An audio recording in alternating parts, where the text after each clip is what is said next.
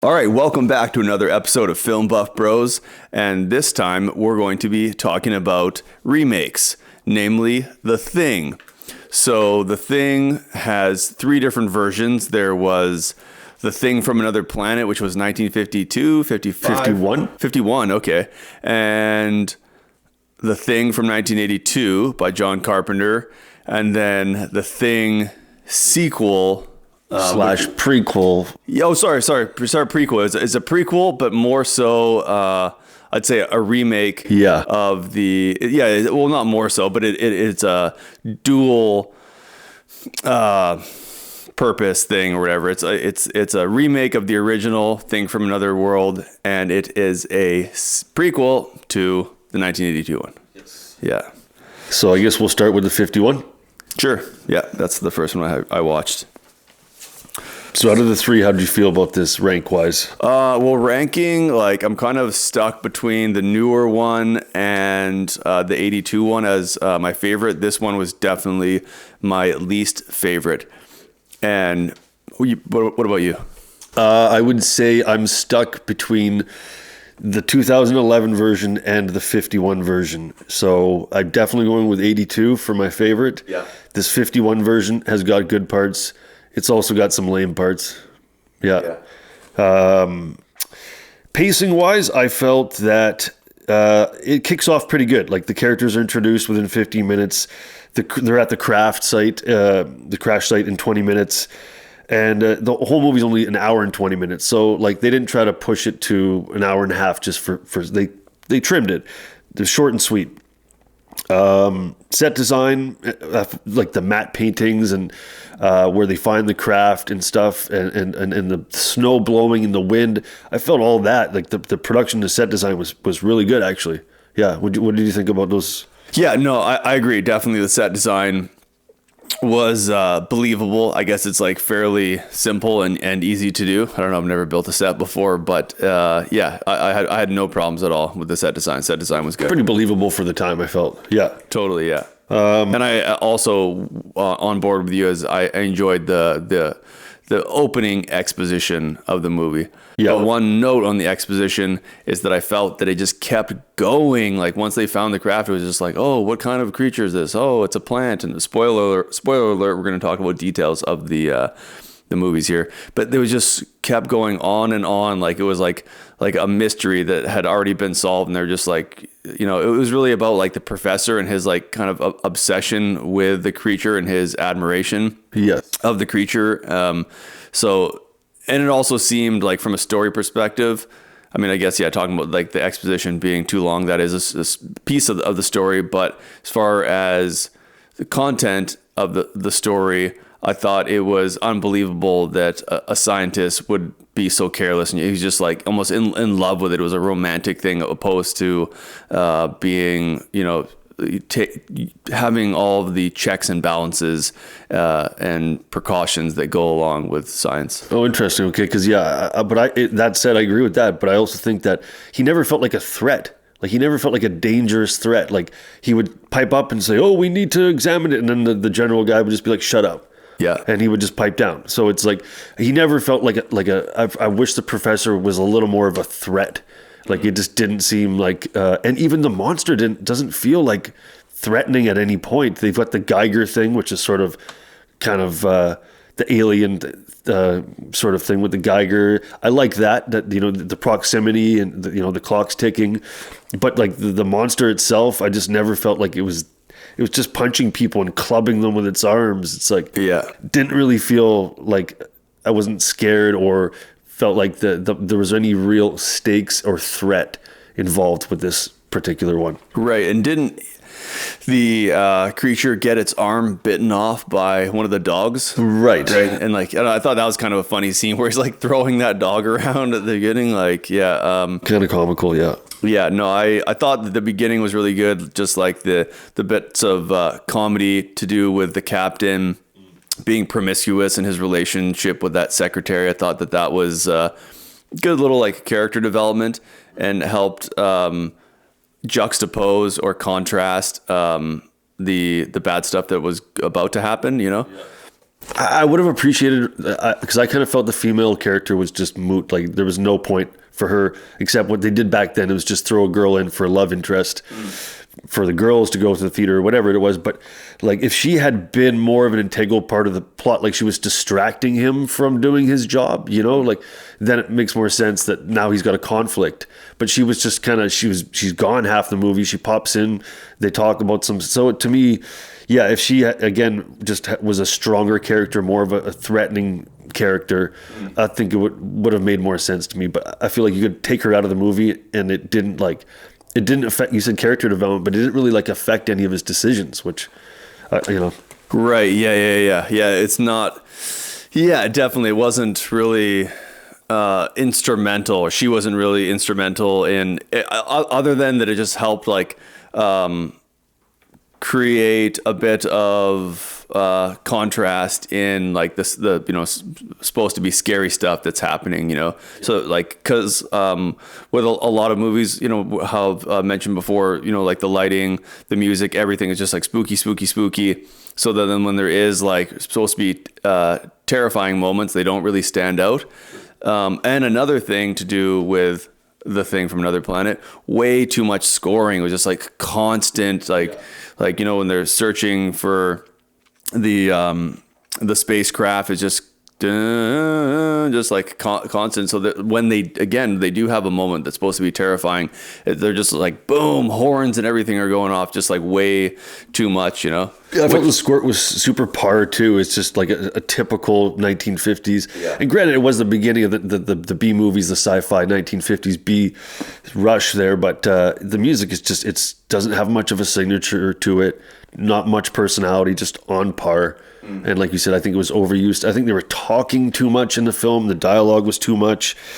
And the directing, again, it's just par. Like if I describe this movie, it's par. Like there was no crazy, interesting camera angles, and it was kind of, for Howard Hawks, you're expecting a little bit more. Yeah, and just the characters just seemed too agreeable. There wasn't like enough clashing with the characters, and I feel the film's just kind of dated and kind of underwhelming. I don't know. Yeah. I'd watch it again, and I'd even recommend it to someone, but I just feel it's super dated and just an underwhelming film altogether. Yeah, I feel very similar. I couldn't even recommend anyone to watch it. I mean, like the beginning, I guess I found kind of enjoyable, like the comedy and the kind of like the fast talking journalist guy, and I couldn't recommend anyone watch it. And honestly, like, I'm not a fan of like any of these movies. Like now that I've seen The Thing, the 1982 one at least twice, seen the 2011 one twice, I realize I just don't like them. Like I thought, let's just jump into the 1982 one. So let me just rant a little bit about it. I think that there was not enough foil or contrast between the characters. Like there was points where one guy's more angry than the other, or one guy's more frightened or paranoid than the other, but no one really had like standout characteristics. And we had talked about before filming how Alien and Aliens are both very similar to this movie, in that there is like an alien that they find, and it's a threat, and it's kind of like gestating into its victims, and they're in a totally secluded place, Arctic versus outer space. And also in them you have a person who has like a scientific like interest, right? So you have like Ash in the original one and Paul Reiser in Aliens.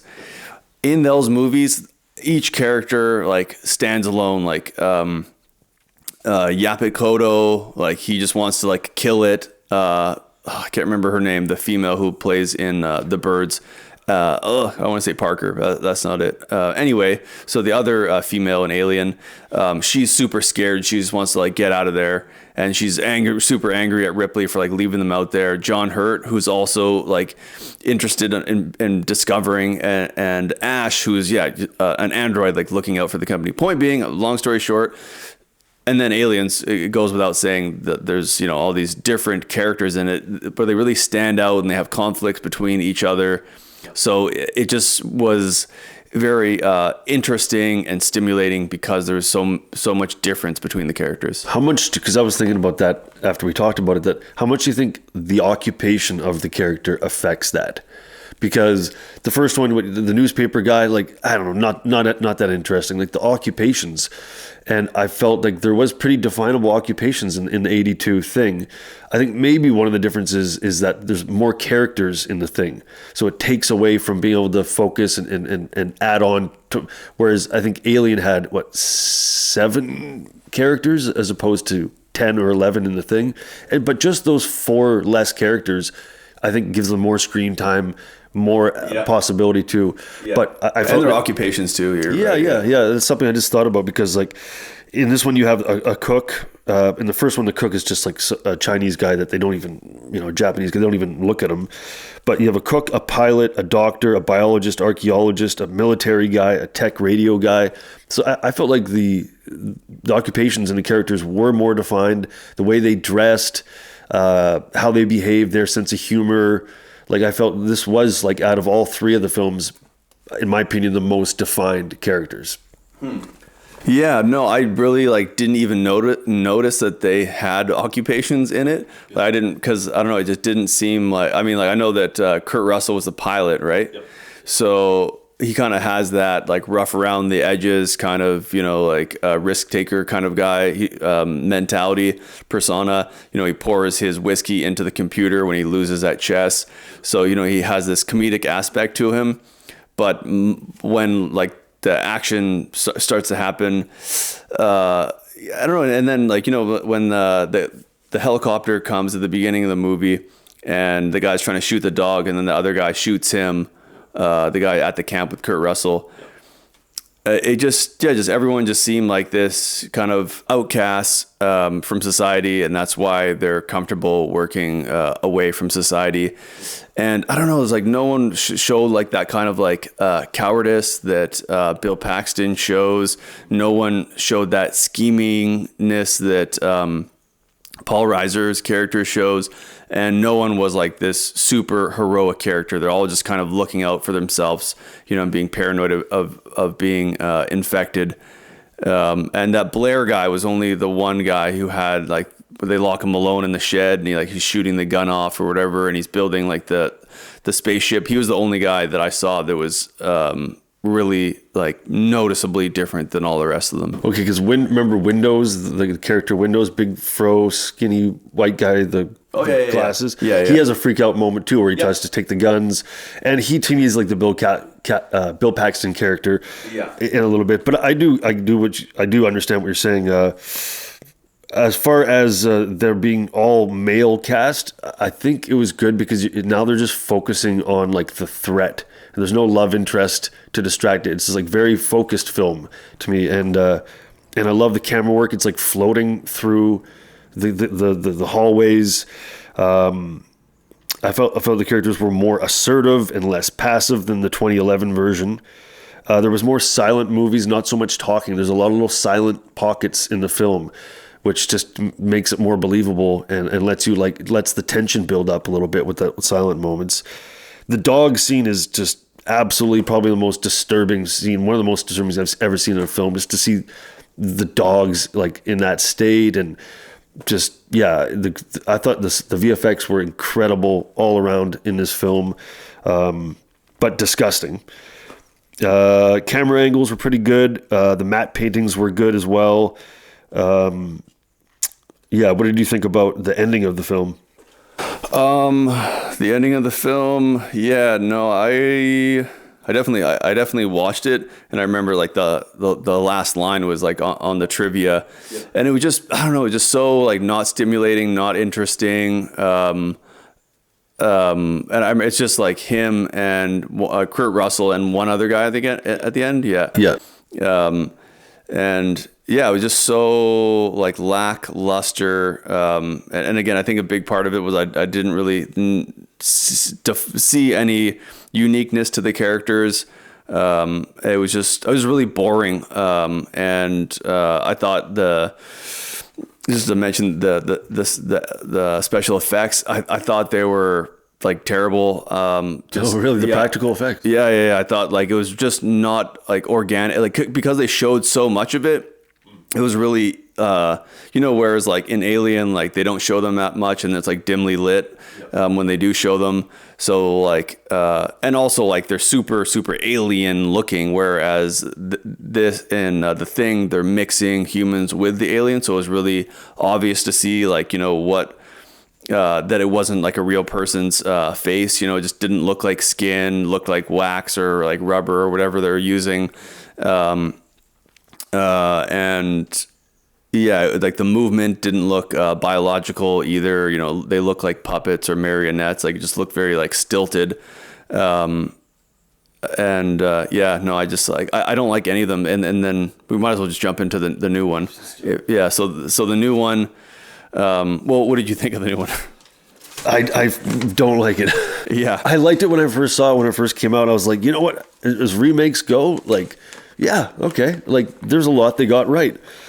I wish they would have just gone full 80s style and instead of doing all the remake stuff, because there's a lot of copied, like there's scenes where the flamethrower goes out, like that's ripped right out of the 82 version. So I was like, is this a remake posing as a prequel? And like all the technology is like state of the art, whereas the 82 version, it looks like Pac-Man. They're looking through the microscope and it looks like Pac-Man. So like I wish they would have gone retro full like 80s or 70s style with it. But there's so much like I didn't like about the film. The music was again just like like just similar melody, like not even a definable melody. Like it's just like just synth sounds splashed in there, but without any like definable signature to it.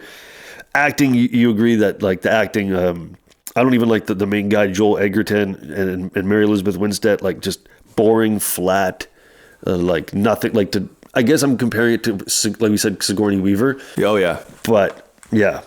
Yeah, no, I thought that her acting was very non-expressive. Like she would keep the same angry look on her face for like a solid minute, or like inquisitive look, or it was just or sad look. It was just not realistic, not believable, not natural, not appropriate for like the scenes that were happening.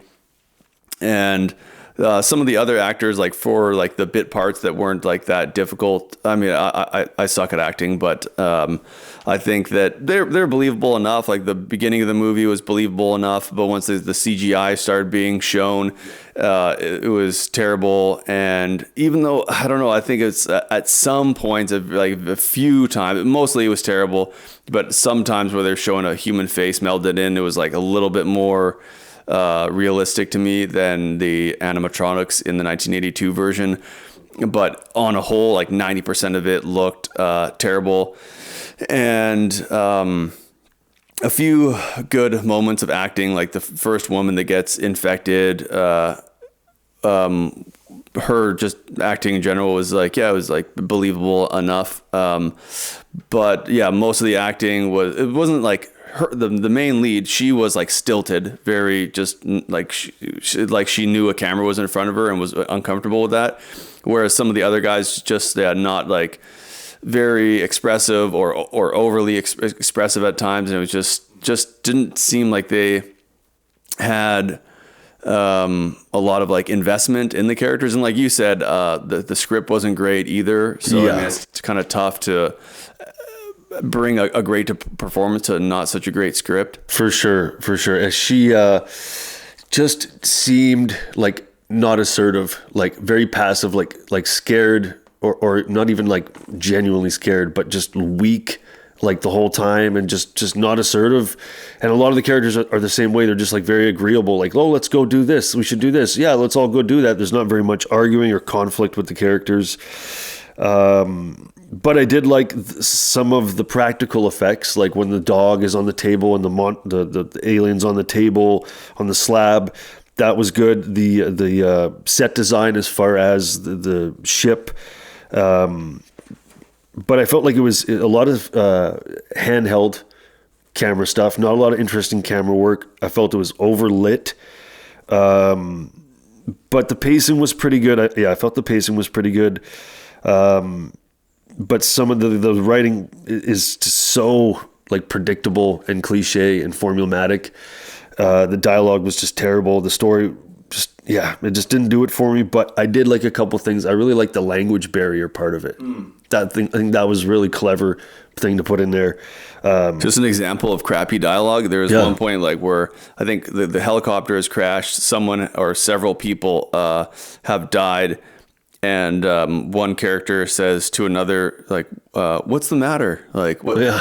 Like, because some character is like upset and they're pouting kind of or whatever, or ruminating. They're upset, obviously. And then another character comes up to them and it's like, what's the matter? You know, it's like, well, it's pretty obvious what the matter is. And then another one, this is not the time to be yelling fire, you know, like, oh, there's a fire in the building. Like, okay, like when is a good time to yell fire?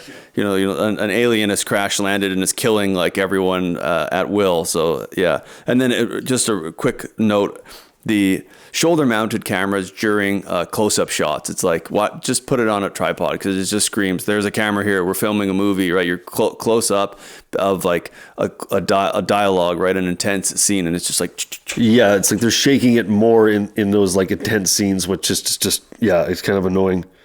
I did think that the last half of the film was better than the first half. I think after the helicopter pilots show back up, then it gets a little bit better because it's just they're more focused on the story and the plot than the dialogue and the characters and the schmoozing. It's hard to do character introductions these days. They do it so obvious, like, hi, my name is this. Hi, my name is that. There's no like cleverness, and it just seemed lazy the first half of the film. Second half better.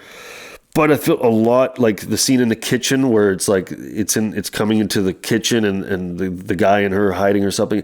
It just felt like a corny Jurassic Park. And it also felt like a Jason X. Yeah, like totally. Jason in space with the lighting. Like a slasher flick. Yeah. One thing I did like, I thought the analysis and discovery of the alien was of the alien's ability to imitate. I thought that was well paced. Again, with the first one, the 1951 version, it just like dragged on and on, like discovering what the alien was. It was like a half an hour at least of just like over and over. Oh my gosh, look at this alien! It's life form. It's a plant and shit. So yeah, I thought that the pacing was fairly good in the new one, or maybe I just wanted it to be over quickly. Yeah. Watching it. Well, the CGI at the end was just got worse. The CGI got worse. But it's like an exorcism type movie with them walking upside down, backwards. And so I don't know. I'd say if you really want to watch the film, watch it. But like the more I watch it now, I've seen it a few times. I'm like, I probably wouldn't recommend that one to anyone. Yeah, I wouldn't recommend any of them, honestly. I think it's one of Carpenter's most overrated films. I think he's great. I liked Christine. I liked Halloween. I loved Body Bags, the anthology one. And there's other Big Trouble in Little China.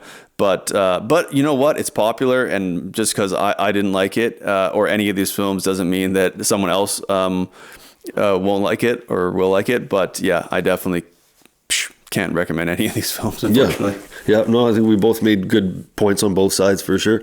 Yeah, they're not perfect films, but not the worst films in the world. Yeah, that's true. Not the worst, yeah. We'll go through those some other time. Yeah, we should do that. Okay, so I guess that's it for this episode. Sounds good. Thanks for watching, guys.